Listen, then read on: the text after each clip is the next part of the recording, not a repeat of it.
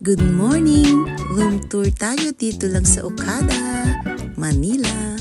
Ayan, at may pa-hello Mr. Ikiuchi. Yan ang aming room number, ang card key, at ang robe na gagamitin namin. At dahil nga nandito tayo sa Okada Hotel, hindi mawawala ang Japanese touch.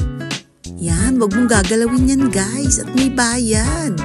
Dito lang tayo sa coffee corner ng Okada, Manila. Ayan, at may golden ice bucket kung gusto mong mag-inom-inom. Yan.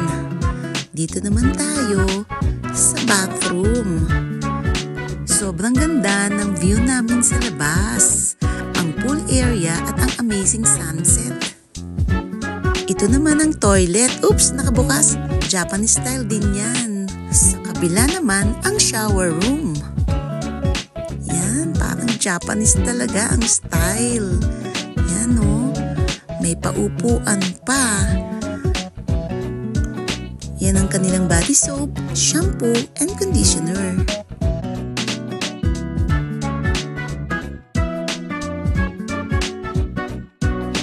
Paglabas naman ng shower, makikita nyo naman ang bathtub.